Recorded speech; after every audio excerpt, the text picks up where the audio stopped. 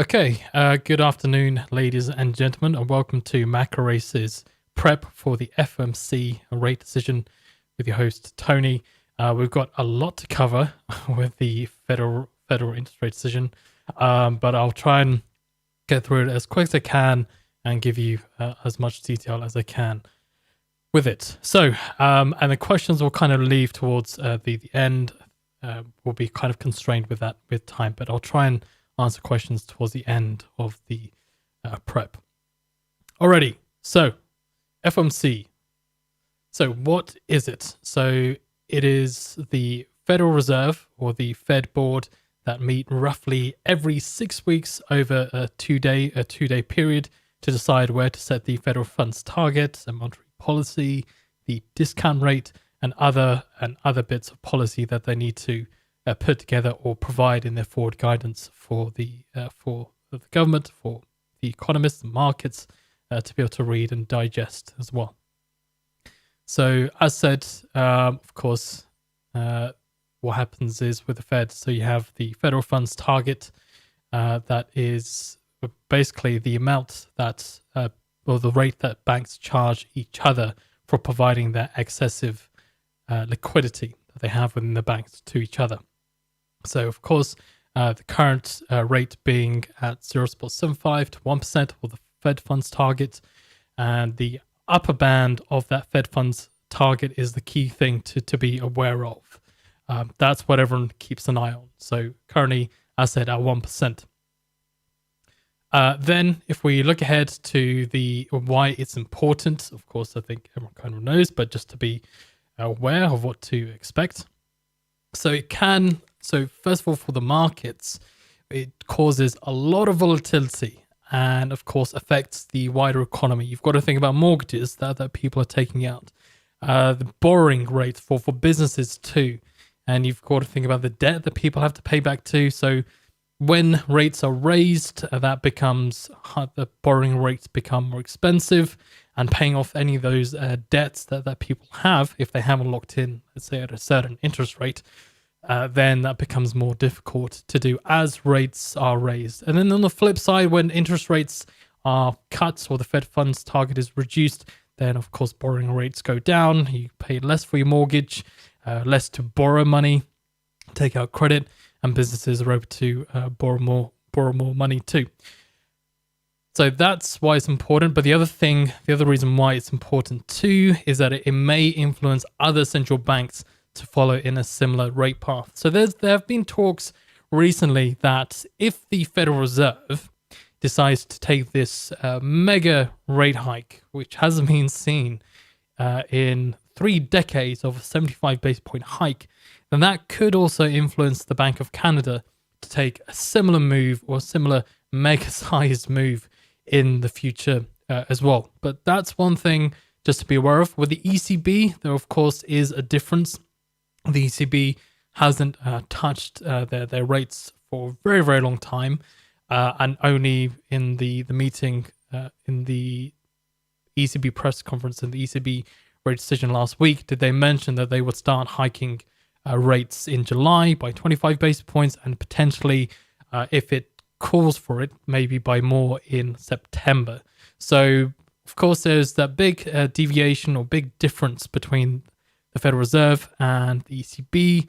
Bank of England, still, they're expected to hike their rates by tomorrow, not on a similar level to the Fed in their quickness of hiking rates or the size of hiking rates, but everyone is focused on inflation, and everyone wants to bring down those inflationary pressures as soon as they can.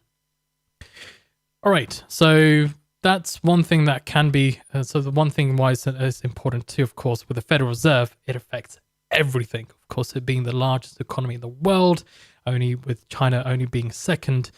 Anything that the Federal Reserve does to increase the value of the dollar or decrease it, if that is the case, if it is needed, then that affects everyone else. With businesses when they're trading in dollars, borrowing, of course, with borrowing as well.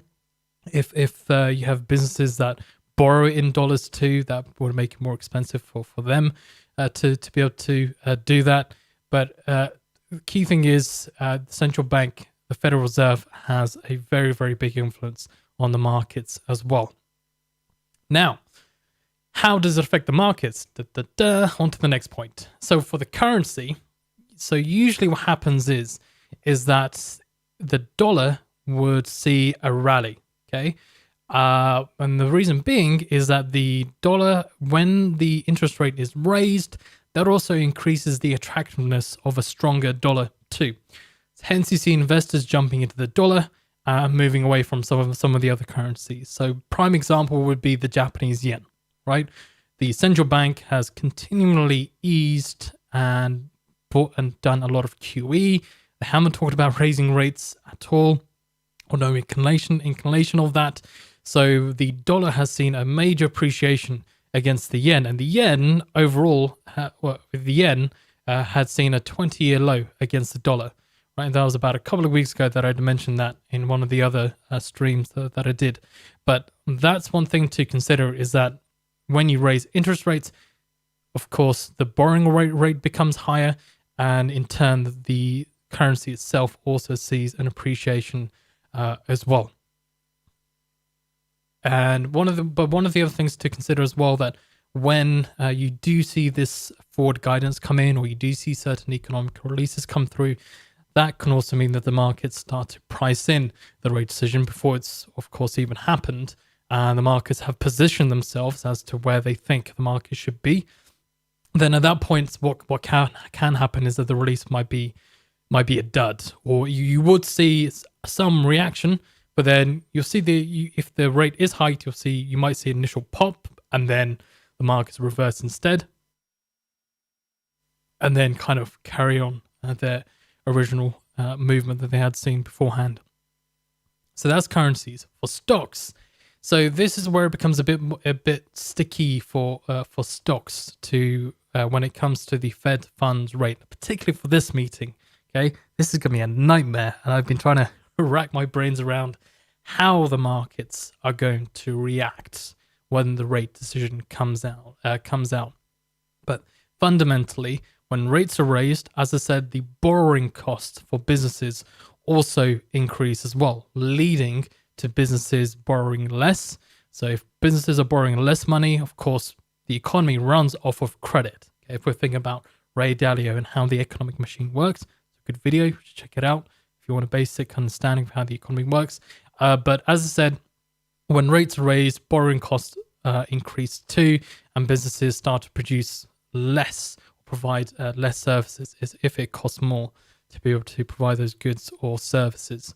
So high rates, although yes, it's expected to dampen inflationary pressures, the cost of business could cut profit margins as well as it increases. For bonds, if you've watched the video or this live stream that I did at the webinar about risk on and risk off, you will know that when we're in the tightening cycle, bond yields, not bond prices, bond yields see an appreciation. Of course, when rates are raised, short-term rates is where the Federal Reserve has a lot of power and play. So when those short-term rates are raised, or the Fed funds target is raised, short-term rates also see an increase in their value too.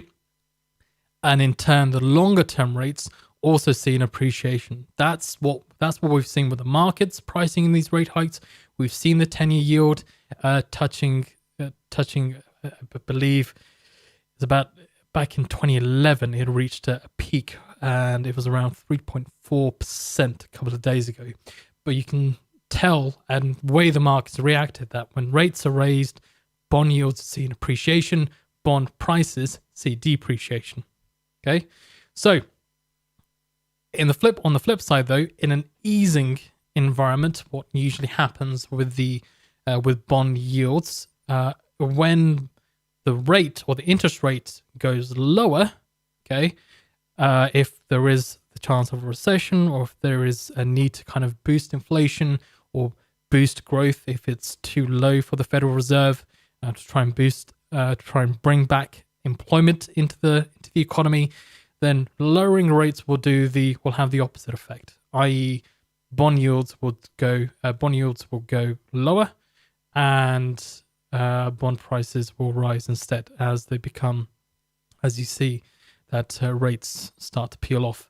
And instead, what happens is that stock market, depending on where we are in the easing cycle, how bad the recession is, you could also see at that point when rates are cut, you could see the markets seeing an appreciation instead. Of course, whenever there's a rate cut, if it's easier to borrow money and it's cheaper, the better it is for your business.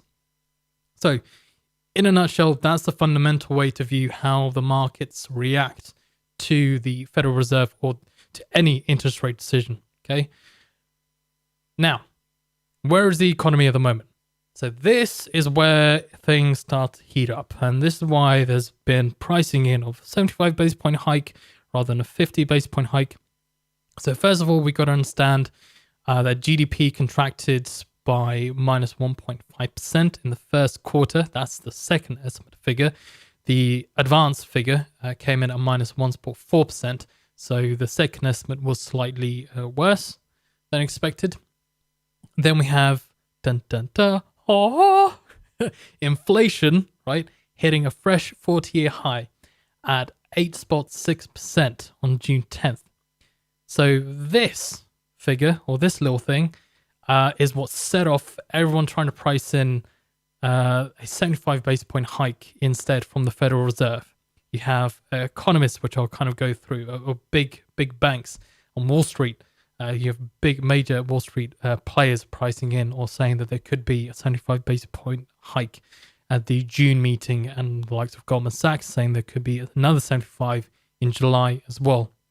So because of that, inflation ticked up to a fresh 40-year high. That is why we've seen a lot of this pricing in, saying that maybe Fed's hiking of interest rates isn't enough to dampen inflation. Okay. Then, so the PC price index. This is one thing I want to make people aware of what the Federal Reserve's key measure is of inflation, and what they consider, or what they kind of use as their key measure. So the PCE price index. Okay, the year-on-year came in at 6.3%, and the consumer spending for March was at 0.9% versus 1.1%. Non-farm payrolls came in at 390k versus 428k, and the US ISM manufacturing PMI, with the 24th consecutive rise, came in at 56.1. And University of Michigan sentiment, what we had last week, came in at 50.2 versus the prior of 58.4. So Michigan consumer sentiment just measures how consumers are feeling about the economy, their own economic situation, and where they're seeing inflation. Okay, for the year ahead, and also 5 to 10 years as well down the line.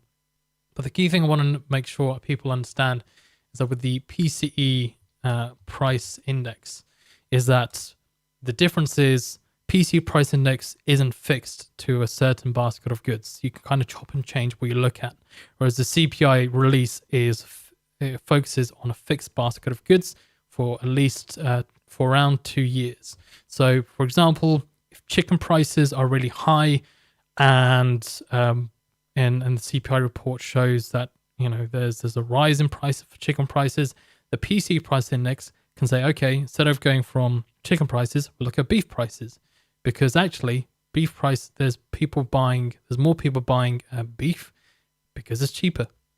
So that's why you see a slight difference where the indexes are there is that difference there in what's measured, and you can see that kind of gap. So again, that's what the Federal Reserve keeps an eye on when looking at where inflation is within the economy. Of course, the prior for that was 6.6% for the PCE price index year on year. So that's one thing just to be aware of. Okay. Now, the previous FOMC statement. So we had that 50 basis point hike was expected, and it came in as expected, and that's the biggest since 2000. And also that further 50 base point hikes are, that there were comments that they are on the table. If it says no, I apologize. That further 50 base point hikes are on the table, okay, from the Federal Reserve. They also reaffirmed more aggressive strategies to dampen inflation, I think, and I'll kind of go through a bit more detail about why some of these big Wall Street players are looking for a 75 base point hike. And one guy, or one person who I'd seen looking for a 100 base point hike from the Federal Reserve. The committee is highly attentive to inflation risks, i.e. to the upside or getting out of hand. And they also mentioned that they were going to start whittling down their $9 trillion stockpile of treasury bonds and MBSs as well. Key thing, they said inflation is much too high and we recognize the hardship it is inflicting and we are working quickly to bring it down, to bring it back down. And also the Fed said that they're going to ramp up to $95 billion in bond sales after 3 months. Then the minutes from the 25th of May, so little change in the policy projections, what we've seen from the statement already. Most members, as said, agreed to a 50 base point hike where required, that they were required for the next couple of meetings, but no indications of whether rates would stop being hiked. One of the key points is that a restrictive stance of policy may well become appropriate depending on the evolving economic outlook and risks to the outlook. So restrictive basically means rates above what the central bank considers neutral. And we've seen comments from Bullard so that the neutral rate could be at around 3.5%, or there may be a need to go over the neutral rate instead to try and rein in inflationary pressures. Then you have China-Ukraine that was mentioned too, where they said that the supply chain issues that were coming from that were causing that the supply chain issues that China and Ukraine were causing could also add to the inflationary pressures to the US as well. So Fed voting members then. Mester said that we could, on June 3rd, that there could easily be a 50 base point rate hike at the meeting as well. So the upcoming one today. Williams says we do not know how exactly long inflation will remain high. Good on you. He's one of the board members too from the New York Fed. Brainard said that we are watching home sales closely, which have softened, and developments in housing reflect the impact of tightening. Harker said, I'm not forecasting a deep recession. Fed's George said that by August, I predict the Fed policy rate to be around 2%. Waller saying that the balance sheet reduction is comparable to 1.5 to 2.5, 1.5 to 2.5 25 base point rate hikes. June 1st, Bullard said the Fed funds rate of 3.5% is reasonable starting point for determining how high the policy rate should be. If there is raw evidence that inflation is declining, policy rates may be reduced in late 2023 or 2024. So it's basically saying they overshoot it with the rate hikes, and it does cause a mild recession or a bigger recession, then Bullard just saying that in his view, there could be a need to decline or reduce policy rates next year or in 2024. Then, Powley Boy. So as said, he already mentioned China's supply chain issues, of course, with the COVID lockdowns affecting how goods are transported, and less of that. Of course, the key hubs in China, or the industrial hubs you've got Beijing and Shanghai, where there's a lot of activity there, and that being kind of put down or put under a lockdown has exacerbated supply chain issues, making it worse, leading to not enough importing happening. And of course, or on the other side, maybe raising prices, knowing that they aren't able to produce as fast as the US would want China to produce. This is a key point. Powell said 75 base point rise is not something that we are considering.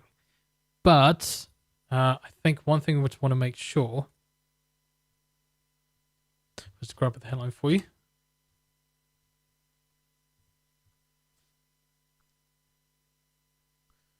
So one of the things that he did mention, so again, he did say it's something it's not something that he's considering or the Fed is considering, but he didn't say whether or not it was on or off the table, to be honest. And he did say that they would, of course, take aggressive action if needed. But that's one thing to mention from Powell, is he did mention that. I think one thing to consider as well is that with the transmission and credibility of the Federal Reserve.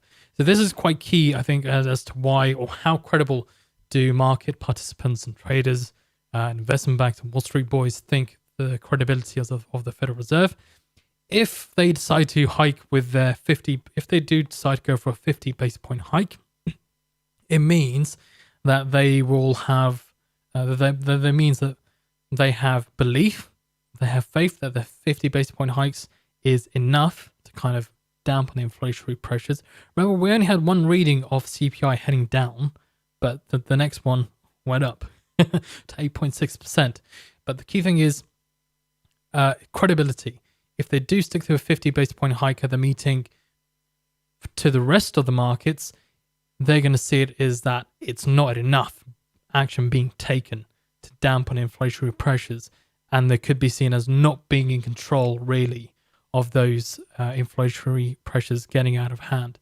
But if they do, as I said, if they do go for a 50 basis point hike, or if they do go for a 75 basis point hike, yeah, they're going to lose they're going to lose some of their credibility of not sticking to what they've kind of said and previously, of Powell saying a 75 basis point is not something we're considering, and other members are looking at, and also other members saying that the next two meetings, we could see 50 basis point hikes are on the table, and then if we also, but yeah, so that would be one thing that will kind of diminish their credibility, but it would mean that they would be getting closer to their terminal rate sooner rather than later, and could mean, that once they get to that terminal rate, or their if they get to their target where they want to with their neutral rate, then we could see a pause in rates sooner rather than later, which will give some calm or relief to the markets. I think it's one thing I want to highlight then of what other Fed members have been saying then. So that was the comment from Fed Powell, right? That was the reaction in the last FOMC rates decision. Okay, that's what happened on the dollar. It depreciated. Powell just kicked it away, and that's what had happened. If we look at the non-voting members, then when they start talking about 75 basis point hikes, so Kashkari says, I'm seeing some evidence that we are in a longer-term high inflation, or we are in longer-term high inflation. If so, the Fed may need to be more forceful. Considering Kashkari, he is the most dovish member of the Federal Reserve. For him to say that kind of sets off some alarm bells that maybe there could be a need for stronger rate hikes, although he hasn't said that. Okay. Evans said a 50 basis point hike in the next meeting and probably more thereafter. Fed's Daily said we must be prepared to do everything it takes to reduce inflation, as well as to halt raising interest rates if necessary. Then Fed's Daily also said that the debate between a 50 basis point hike to a 75 basis point hike is not a primary consideration. Barkin said that I'm perfectly comfortable with the path of rate hikes for the next couple of meetings.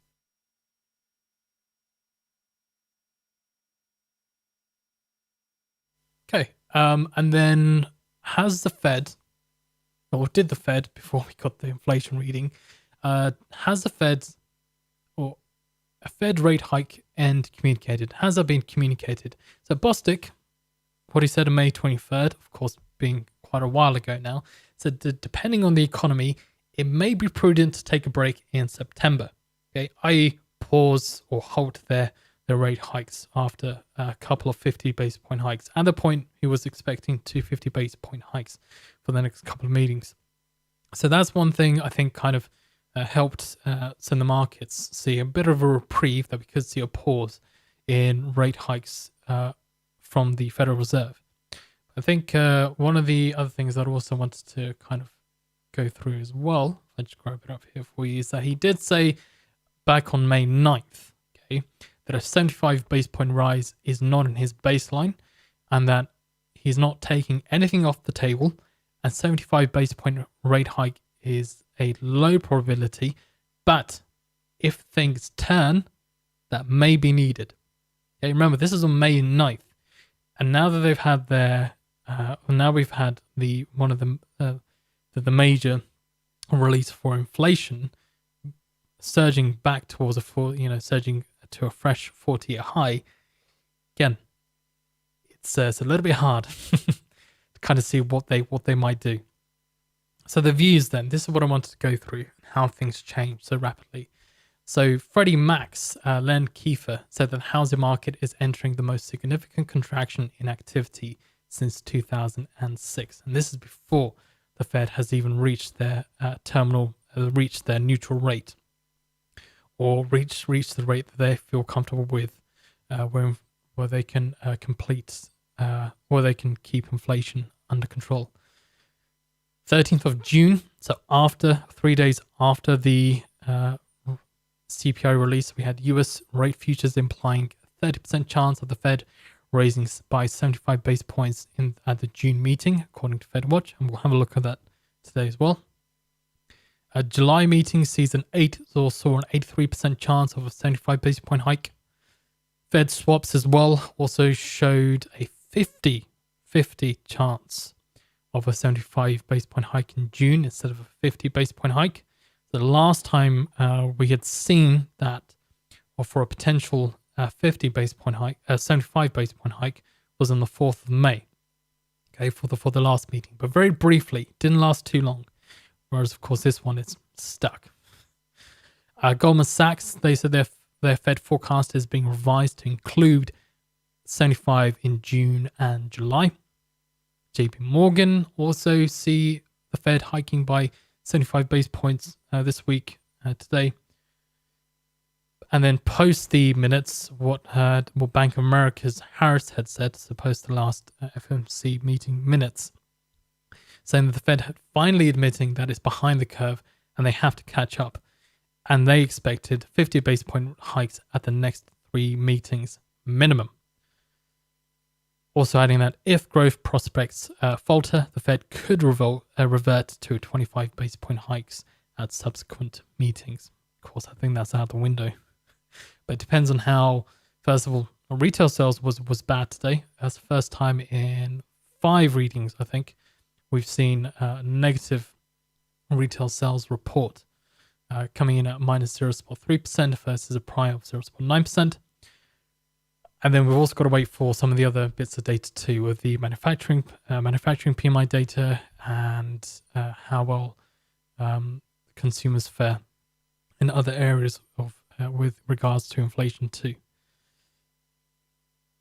So the other point then from Barclays and what they said is that the typical rule is that if you're anxious about how your changes may affect financial markets, you proceed slowly. So this is Jonathan Miller talking about what the Federal Reserve is probably thinking about when they're deciding where the interest rate should be, okay, and what their mindset could be.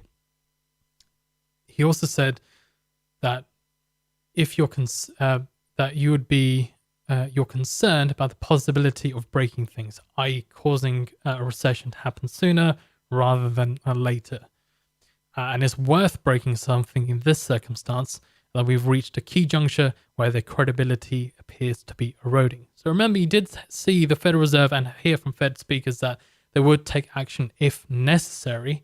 So could that mean that they will go for a 75 base point hike rather than a 50? Well, according to Barclays, they say yes. That's what they see. So this is the thing. I think it's, like I said, I think somebody in the comments just put it in, that it's going to be a very difficult decision for Powelly boy, right? For Fed's Powell, whether or not to go with a 50 or to go with a 75 base point hike, or even a 100 base point hike. Get it over and done with, rip the band-aid off, and let's start trying to let's start to try and fix the economy sooner rather than later. Okay, so as I said, 75 basis point hike will be the biggest increase in 3 decades or 30 years. And you can, what I was showing you here is the Fed watch tool from CME. So you can see before we had the inflation print on June 10th, on June 8th, there was more or less a 90% chance of a 50 basis point hike. Okay. Bearing in mind, we only had one inflationary print that showed a decline, and then on the 10th of June, it rose higher than expected.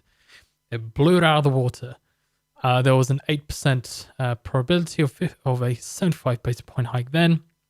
And then we switched to, after the CPI, that there is a 96.5% chance of a 75 basis point hike and a 3% chance or 3.5% chance of a 50 basis point hike. Now this week, again, so ramped up to 97, or today actually, 97.8% for a 75 basis point hike, and then a 100 basis point hike at 2.2%.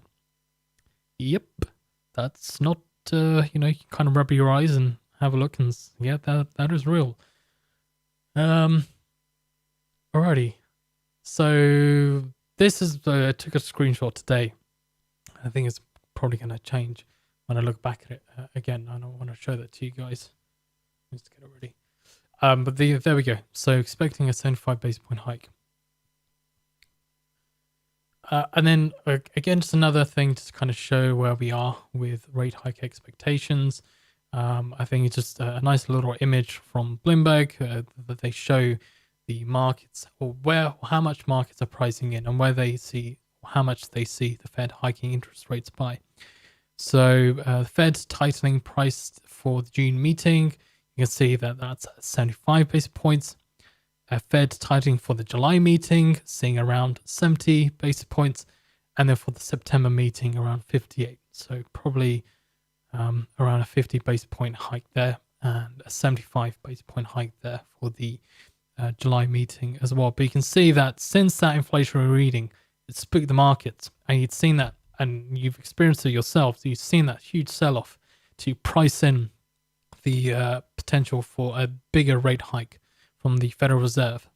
But again, just a nice clear image just to kind of put things into perspective, or what's the bigger picture of what's kind of going on. Okay, and this is from, just going back to the home purchase mortgage applications index for the US. So of course, that's showing a decline in applications for a mortgage, about a 40% decline. Again, going back to the Freddie Mac economist. So again, just a nice image. Even before borrowing rates have reached their terminal rate or their neutral rate, that we're seeing, we had already seen since the pandemic, 40% decline there. Then markets on Monday. So I think it's key just to kind of see how the markets have been reacting. So we had seen that the 2 yield jumped to its highest since late 2007 at the beginning of the week. You also had the yen that was weak again. And when you had comments from Japan's government spokesman saying that there were concerns over the recent rapid weakening of the yen, the currency fell to a fresh 20-year low of 135 to the dollar. And there's no indication of whether the government from that would they intervene, i.e. buy up in the yen to kind of bring it back up in value. But the yen did rally Friday morning, Japan time. So this is the key thing when I've looked at the other releases too, is when we look at the deviations and what's going to react the most in the markets. The Japanese yen being weak compared to being the weakest it has been in quite a while, as I said, hitting a 20-year low last week against the dollar. The release that we had from the ECB with their rate decision and their with their statement that they had released, we had seen that the EUR/JPY had seen the biggest mover in against some of the other currency pairs. When we look at the non-farm payrolls figure, again, we had seen that the dollar yen had seen the biggest move when it came to data from the US. But that's the key thing is just remember is because of how much easing that the Bank of Japan has been doing and a reluctance to kind of pull away from that. But it's not something that they're not putting to the side. They are seeing it happen and they're worried about it, but it's not doing anything about it. Kuroda is just doing his thing, just ease in the economy and everything will be fine. But that isn't the case. So that's why I think the dollar yen is going to be interesting to watch. Not about the direction in which it goes in, but I think in volatility and strength of movement in either direction. I think that's going to be quite key to keep an eye on as to what could see the biggest move currency-wise in the markets. So the markets today, then, if I just bring up the charts here, let's see what we got. Great. So the S&P slightly up on the day. What we got here? So from the open, up at around 1%. The Dixie more or less flat. If I did the dollar yen, slightly low or down by 0.7%. We're looking at some of the other areas too. I think one other thing to consider is volatility with the VIX is. So the key thing to remember with the VIX is that when it is above 30, that's when the markets are in uncertainty mode or fear mode. Okay, and we've talked about it within the risk on, risk off webinar that I did about a month ago. So whenever the level of volatility increases, you see a depreciation in the stock indexes, and such as the S&P 500, which is one prime example that I'd shown you. But anything below 20 kind of shows the markets are in a calm environment. You're not going to see too many huge swings occurring. But I think kind of on the precipice here of around 30, of where market volatility is at the moment. I kind of consider this as my fear ingredient index myself. So I think we've got to expect some more. Could expect some volatility from this rate decision, although we've already seen that happening before we've had the rate decision already, with the markets pricing in. We're seeing that huge drop off in the S&P 500. I just put it into perspective. Kind of go. There we go. Let's go from 10th of June.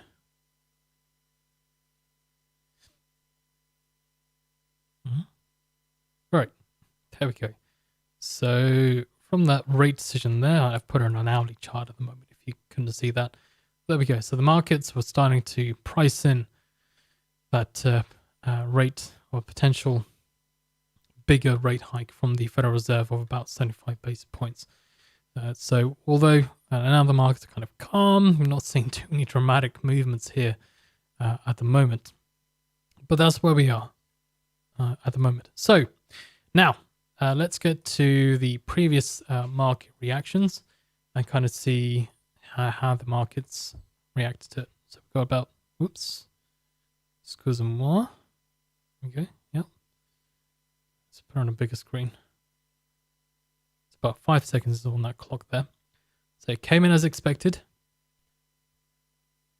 Then the markets start to pick up. Okay, so you'd seen a bit of an appreciation on the dollar yen.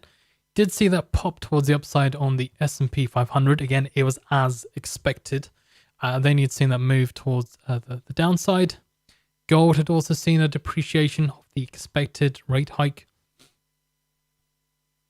But kind of go forward a little bit. So there's the release came in as expected. Okay, there wasn't a huge, there wasn't a bigger rate hike or the rate being unchanged. God forbid if the rate was unchanged. What the heck is going on in the US economy? Enough for them to be able to do that. But the rate came in as expected. You see the bond prices and I had seen, okay, of course it was priced in beforehand. They're expecting yields to go higher. And then you'd seen the flip or the reverse of that, bond prices started to go up, and yields had seen a move towards the downside. So this is the one thing that we just got to be aware of, is that when the rate hike is priced in, that we'd expect more of a choppiness from the markets initially on the first candle. You could see an initial pop towards the upside with a 50 basis point hike, that is, or 75 basis point hike. Kind of go through in a bit more detail. You could see more choppiness on the first candle. So I think with a 50 basis point hike, see what I was looking at there from the major, well, a lot of the major Wall Street boys are looking for a 75 basis point hike. So if we get anything less than a 75 basis point hike, right, what markets are looking for, then we could see some weakening from the dollar. That's one potential scenario, okay? And the S&P, what could happen is that could actually see an appreciation, right? And gold could also see an appreciation too. And bond prices, they could also head higher if we don't get a 75 basis point hike. Again, if I show you the CME Fed Watch tool, what we got so far, there's a 99% chance of a 75 basis point hike happening, or probability, okay, from the CME Fed Watch tool. So markets are now looking for that as you can say their base case scenario. But this is the thing, there's mixed sentiment. Some people are thinking, as I said beforehand, that they're not expecting the Fed to hike rates by 75 basis points, such as the likes of Bank of America, and also Citi expecting a 50 basis point hike as well.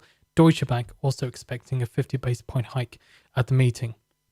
So this mix in sentiment is going to make it quite a difficult release to trade, I think, and rightly so. Powell has got, he's got the weight of the weight of the world on his shoulders at the moment, and so do the FOMC members. So it'd be interesting to see if we do get a 75 basis point hike. I think we could see, more of a relaxed. We could see a similar reaction here. We could see a bit of a pop up and then a move towards the downside if it's more or less priced in to the markets. And then again, as said, for the S&P, a similar movement as we'd seen beforehand, where we could see potentially what we'd seen last time, as we'd seen a pop towards the upside, and then we'd seen the depreciation, and then an appreciation afterwards. Let's kind of go forward. I want to kind of go through. Let's see.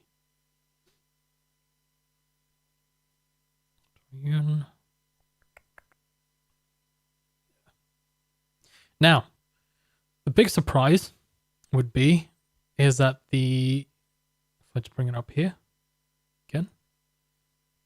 So the big surprise, would be if we do get a potential 100 basis point hike. Now, it was on here. It's disappeared now, but I showed you there's a 2% chance of a 100 basis point hike happening. If we do get a 100 basis point hike, one thing I'd expect to kind of see is that, okay, fundamentally, as I said, when rates are raised and it's above expectation, you'd expect the currency to see an appreciation in its value, right? And for the stock indexes or for the stock market, you'd potentially see the depreciation. But one thing you've got to consider is that the Fed's credibility.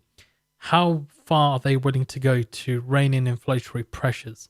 Okay, the sooner they tighten monetary policy, as I said, they won't have to take stronger action in the future, which could mean that there could be a bit of a reprieve for the stock market. So yeah, this is a bit tricky, as I said. 100 basis point hike, I'd expect the dollar to see an appreciation and stocks to potentially see a depreciation. If a 75 basis point hike has been priced in and they go even harder into the paint, then we could see that potential reaction, and the yields could see bond yields could see a pop towards the upside, and bond prices could see a move towards the downside. I think that's like I said, it's tricky, but I think that's what could happen if we get 100 base point hike, if that does come in. So deviation wise, then to kind of make it, let me kind of let's kind of skip ahead, see where we are.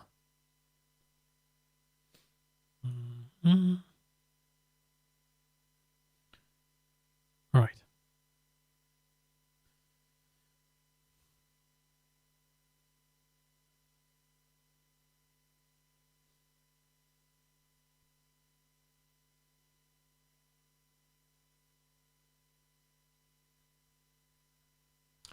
Oops.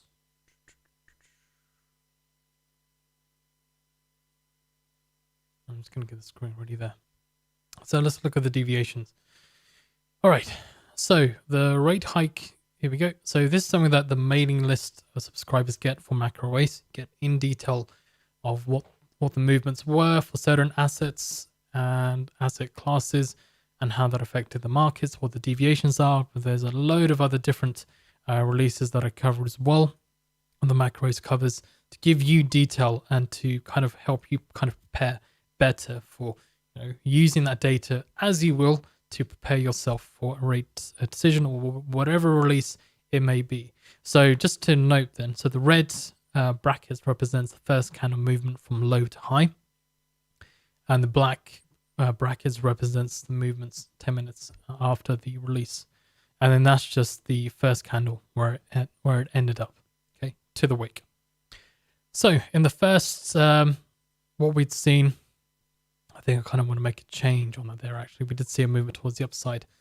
Apologies if anyone did see that there. So we'd seen about 48 ticks towards the upside. I should have swapped that around.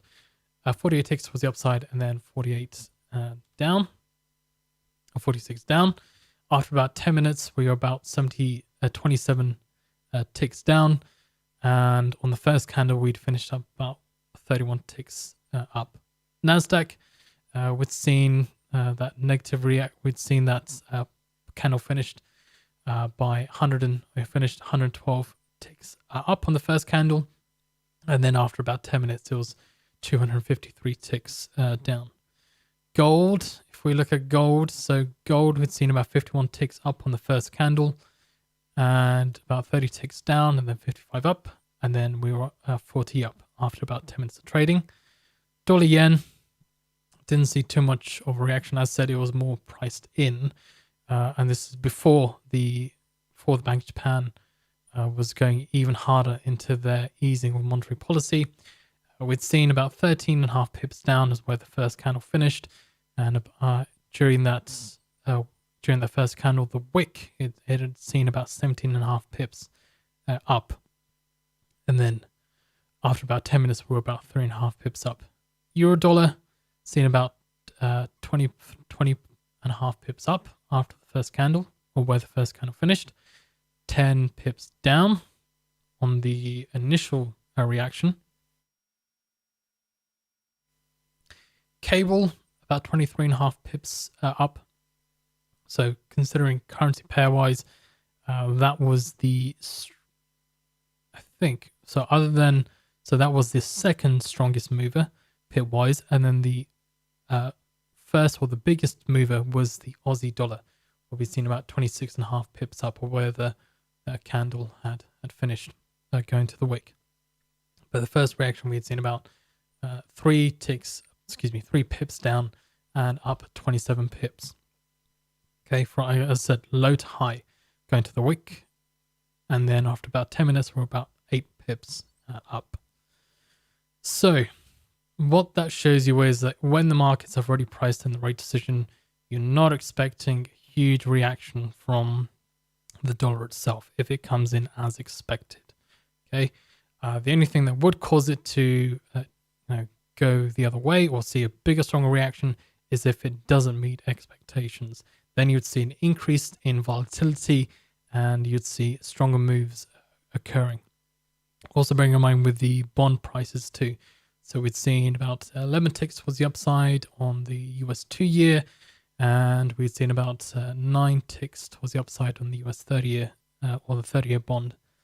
And after about 10 minutes of trading, it was 2 ticks up, and on the 30-year, we were about 4 ticks down. So out of those, you'd seen a stronger movement on the 2-year. Of course, the shorter term rates, or the shorter the rate is, or the length of that rate, the bigger the reaction is going to be. As I said, that's where the Federal Reserve has the most power, or has the most control over when it comes to short-term rates. And the longer-term rates kind of just follow suit and start to move higher. Okay, I think that is them there. Now, for whatever reason, we've got about 9 minutes left. For whatever reason, if the Federal Reserve, I don't think this is possible, if they go for, it's more of a joke really, if they go for a 25 base point hike rather than a 50, something is wrong in the economy, okay? And rather than saying that the dollar appreciate, you'd see it depreciate. Of course, markets are at least expecting a 50 base point hike. Anything lower than that, or lower than the expectation, is going to rock the dollar pretty hard. Probably for the stock market, they probably see, potentially, as I said, lower rates or weaker tightening could be more positive for the stock market instead. So you could see potential appreciation in the stock market. And for bond prices, what could happen is that they could, bond prices could go higher if bond yields go lower, with the expectation of a less stronger rate hike that had come through. That, I think that's I don't think it's going to happen with a 25. And anyway, as I said, at least a 50 base point hike. Okay, if that happens, see a similar reaction to what we've seen beforehand, where we see the candle. We could see a little blip towards the upside for the dollar, and then for that to reverse. The stock indexes could see, maybe in the last reaction that we had, we could see a similar reaction where we'd seen a little move towards the upside instead, because it had been priced in already. The markets had already sold off. Or one of the other scenarios is you could see a little bit of a move towards the downside and then a pop towards the upside instead. Again, a 50 base point hike isn't a surprise. It's going to happen, is what the markets are expecting. Okay, 75 base point hike, I'd expect a stronger move from, potentially a stronger move from the dollar. And maybe because, of course, even then, if the markets have been pricing in, or have been pricing in a 75 base point hike already, you could see a little bit of weakening from the S&P, or you could see less strengthening on the initial candle if it's already been priced in. And the big surprise, I think, which will cause the dollar to see a bigger appreciation, would be a 100 basis point hike to 2%, right? Which isn't really in anyone's base case scenario. And like I kind of showed you with the CME FedWatch tool, nobody is looking at a 100 basis point hike. So that would be the big surprise. But yeah, Powell, I feel sorry for him. I would not want to be in his shoes right now. Yeah, that'd be horrendous. So somebody said dollar Swiss franc. So if I just bring that up here, let's have a little look. So the dollar Swiss franc, the last time that we had the rate decision, when it was as expected, you'd seen about 15 pips towards the downside. There was an initial move of about 5.5 pips, and then after about 10 minutes of trading, it was down about 10 pips. So you'd expect a similar reaction, of the dollar against the other releases. Oh, excuse me, with the other currency pairs. All right, we've got, wow. Was that enough information for you guys? Was that good enough? Hopefully that was good enough. Let me know if there, the key thing is with financial juice, right? In about 5 minutes time, you're going to be getting live. If you're on the pro version, you're going to be getting live real-time voice and text service being provided to you. Okay, now that's a big benefit for anyone trading a release or trading the minutes, is that investment banks use it to manage their risk. Okay, to capitalize on potential trades and look out for any changes in sentiment from the central bank itself. Okay, or if anything like that does occur, then they can capitalize on it. But they use a live voice and text service. Okay, now Financial Juice Pro, you get no delays. You get also no adverts playing as well. And on the left hand side here, you can set your economic triggers. Of course, ignore the 1.5. That's just showing the forecast. You can set it wherever you want. You can set your economic triggers for a buy or sell alert. Save that.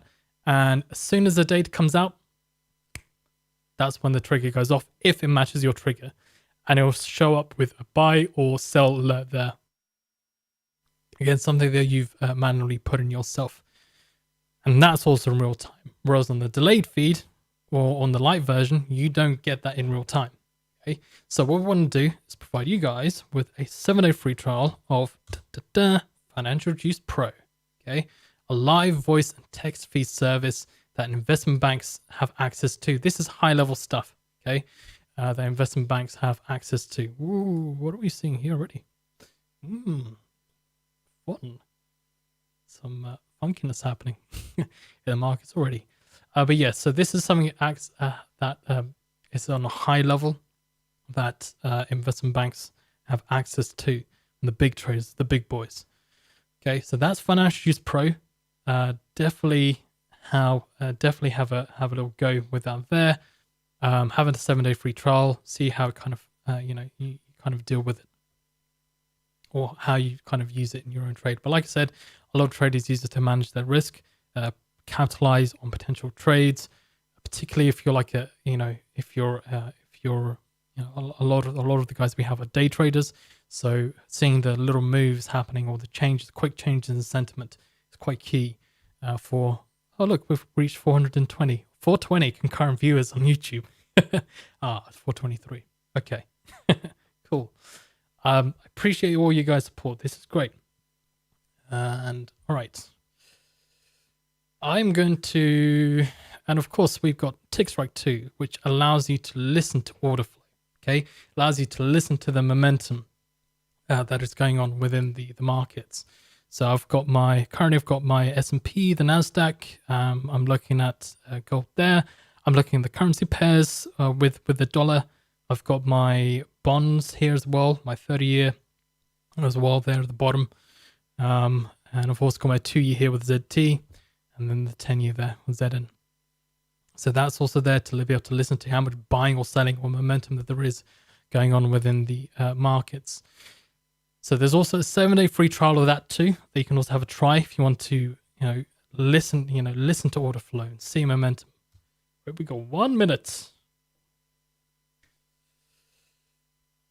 Okay, all right, here we go, baby. Dun, dun, dun. Okay.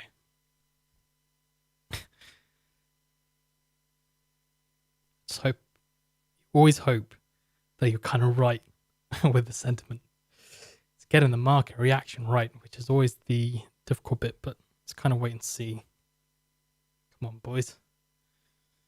Come on, son. Let's see, Pally boy, what you gonna do?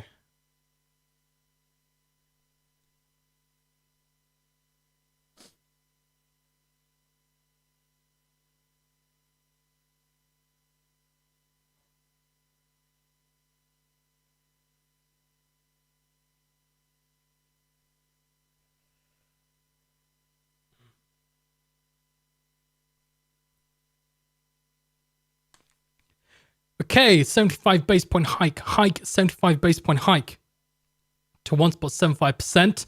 That's higher than the expected 50 base point hike. Dollar going up in the air. S&P 500 going down. Bond prices also going down as well.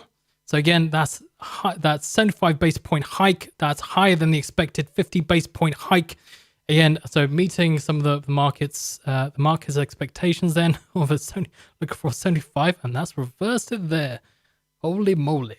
Let's go through some of the comments then. See what's going on. So the Fed's median view of the Fed funds rate at the end of 2022 at 3.4% versus 1.9% in the March projections. At the end of 2024, 3.4%. Oops, that's just kind of come through. 3.4% versus previous of 2.8%. 2023, saying the Fed funds rate at 3.8% versus 2.8%. Fed median view of Fed funds, the Fed's median view of Fed funds rate in longer run at 2.5% versus 2.4%. PC inflation seen at 5.2% in 2022 versus 4.3%.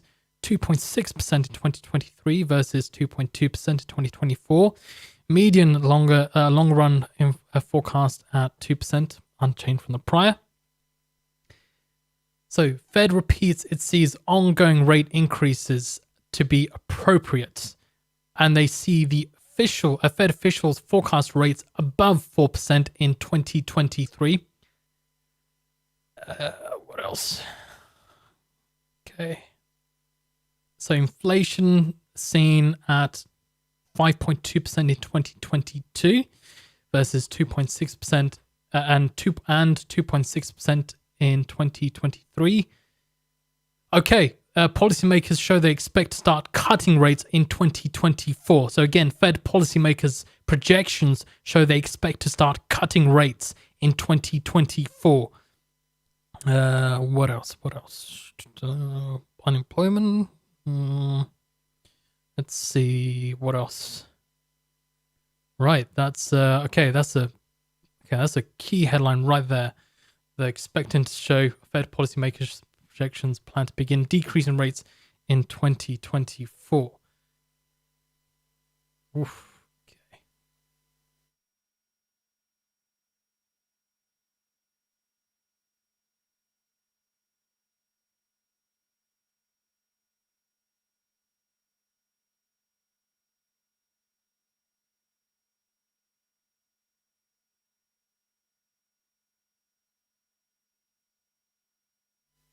So 5 Fed officials forecast rates above 4% in 2023.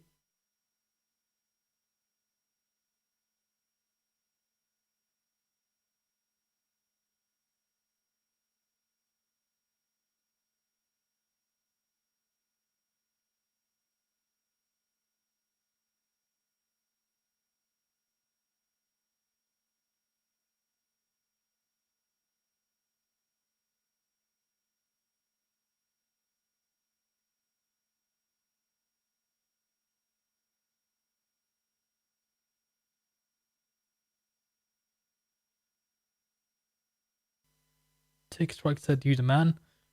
I don't know. Maybe that's just a fun account. That's just Ma. Just saying, "You the man." Paul Santos says, "Fantastic, thanks." Unusual activity. Why are all the guys from our company saying, "Well done"? What the heck? Keep it down, guys. You can hear me if you're not watching me. Anyway. So, Tick Strike, one thing I didn't kind of get to show you guys or talk to you guys about is what you're seeing at the moment is representing the momentum or the order flow. Okay, so imagine you're on the trading pits in Chicago and the market's about to open up and everyone starts buying and selling, shouting, buy, sell this, sell at 122, putting up their fingers, they're doing their weird hand signs, looking like they're having a massive fit on the floor or standing up, right? Spitting at each other in their faces or, pushing someone out the way. That, ladies and gentlemen, that sound that you hear, or that amount of buying and selling that you hear occurring, is represented here, okay? The order flow in Tick Strike, okay? As I said, it lets you listen to the amount of buying and selling that is going on, okay? Or the momentum is the simplest way to think about it. So key thing is that you can look at a range of different asset classes. So not only FX, Forex, stocks, stock indexes, futures and commodities, crypto. Okay. There are a lot of different assets that you can have a play with, and kind of have a play with your trading strategy. So if you're if you like jumping on the little bits of trades, if you like scalp trading, like little bits of pops in volatility here and there, then you can use that. It depends. You can use it however you want to use it, but you can use it to either manage your trade or capitalize on potential moves in the markets. So now you're seeing these numbers here, right? So 1 represents the most sensitive level, i.e., whenever there is buying or selling that is going on, Tick Strike, if it meets the requirements, will show you an alert. So visual alert and an audio alert. At the moment, I have the sound turned off, but you can change that level of sensitivity to all the way to 15. So the higher you go, you're lowering the sensitivity to where you get to 15, where you're at the least sensitive. So when there is a big move in the markets, okay, hopefully I can kind of watch back the video and see if it did go all the way to 15 on the currencies. I'm sure it did. But when there is a big amount of momentum or buying or selling that is going on, then it will kind of show up with like an alert showing you, that whether there's a lot of buying or selling happening. And you can kind of chop and change whatever works for you. You don't have to stick at 1 or go to 15. You can kind of, it's malleable to whatever level you want. So for now, just set it at 7 here, and then we'll kind of wait to see. That's my kind of trigger for myself. As an example, me to kind of look at the screen, look at the chart, to see if there is a lot of buying or selling going on, or maybe in another set of asset classes, if there's buying or selling that's going on. So that is Tick Strike there for you. I'm gonna put it in the chat again because I know there's a lot of there's a lot of messages that are coming through. So I've put the Tick Strike 7-day free trial that you can have a play of with there, okay, in the chat for you. Now the big question is, did you guys find what I said useful? Did you enjoy it? Was it interesting? Did it help with your trading? That's the key thing. That's what Macro Ace wants to do, is to help traders, make those, not to, of course, give advice or tell you what to do, but use historical data of what's happened to kind of prepare you what to expect to a degree. Okay, so if you did like that, the video, and you like the content that I've put out for you, don't forget to like, share this video, subscribe to the channel, and also, now you saw the deviations that I'd shown you guys in the in the video. So that's our Twitter. That's how you can follow us in there. So show your love and support. You can follow us there on Twitter. But for the deviations, that's something that I sent to my peeps in the mailing list that I send out. Okay, so Macro Ace will kind of just give you like a little run through. Okay, so whoops, let's kind of move that out of the way. So this is what I provide, so the releases that we'll be covering in the week ahead, and of course the times as well. What to expect from the other sessions. Of course, I'm covering the US session at the moment and going through those releases. Of course, that's where the big movements occur. But I give you a breakdown of what to kind of expect in the other sessions too, in Asia, in Europe, of course, with the Bank of England tomorrow at 7 a.m. Eastern time. But I go into detail of as to kind of what to expect and the breakdown of the weekend, or not necessarily a breakdown of the weekend news, but of the key bits of news that had come over during the weekend before the trading week begins again. So that's the mailing list there. That's part of it. The other part, of course, is I show the deviations too for the economic releases. Okay, so if you were looking at what to expect for some of the other releases, of course we've got the Bank of England tomorrow. If I just move that out of the way. Where's the Bank of England? Right. So again, I'll give you a breakdown as to how the markets reacted and, how what the movement was on the first candle and where it was after about 10 minutes, and then, what the sentiment was there. So same for this release. So, a 50 basis point hike was already priced in. A 75 basis point hike, was being priced in as well. But overall majority, you'd see that with the market reaction, that a 50 basis point hike was seen as 50 basis point hike was seen as the very least that we could get. Anything bigger would more or less lead to an appreciation in the dollar. But these are deviations that we provide to you in the email that I send out every Sunday. Okay, not only do I send out the deviations so you can have a bit more time to kind of delve into the figures and how the markets reacted, but also I'll be sending I send out the videos for the week ahead on YouTube, so you're not having to click on a different email every day or the day beforehand to watch a video. It's better to just do it all in one email with your deviations, what to expect for the week ahead, and the videos of the upcoming releases and the prior releases too. Okay, so that is all there for you. Other than that, oh yes, and of course, finally, we've got our unusual activity as well. That's a revamp of a product that we've had. You might have heard of it before, of where there are stocks, unusual activity of volume in stocks that are occurring that kind of give you alerts as to what to expect. So unusual activity, it's a new thing we want our users to try out. The product, as said, measures the unusual activity in stocks that may not usually see that sort of volume or trading at those times. But unusual activity is there. I've put the link in there for you to have a trial, a play around with it. So again, you can join the free beta test group of the new service that we are providing there for you. So other than that, somebody said, "Ooh, we got a lot of. You guys really love this, don't you?" Good. That's very good. That's basically me, really. Yeah, as I said, there's free access to the unusual activity at the moment that we have provided for you with that link there. So definitely have a play around with it. See what you think. Give your feedback is key in order to improve the product and make it better. And same thing with macro waste, what I'm doing here. Whatever I'm saying. If you think what I'm saying is, rubbish, or it doesn't make sense, or it's not enough information, or, I maybe have got something wrong, email me at financialjuice.com. Okay? There it is right there. Just go for it.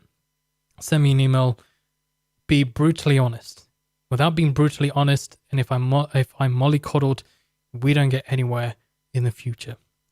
It's the same thing with Financial Juice. We weren't being mollycoddled, and this is where we got to. A service with 24/7 team, or 24/5 team, should I say, running a Financial news service for you, voice and text. All right.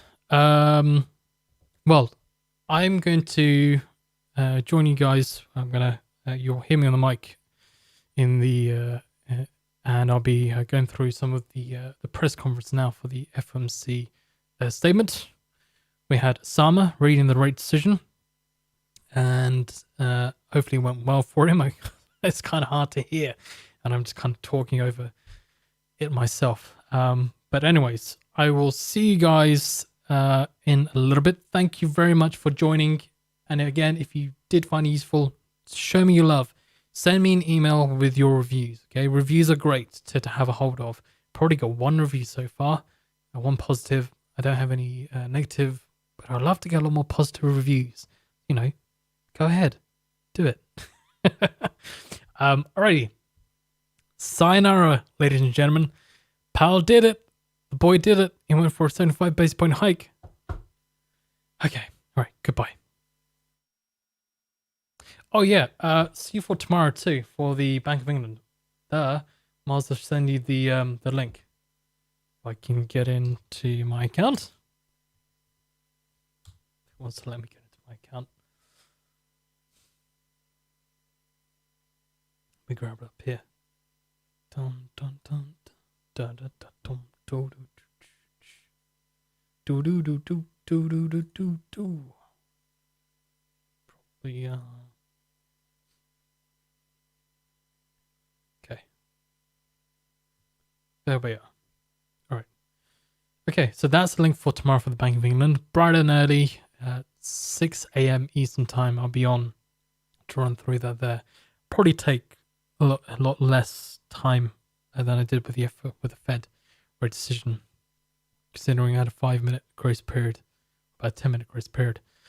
But other than that, sayonara for the second time.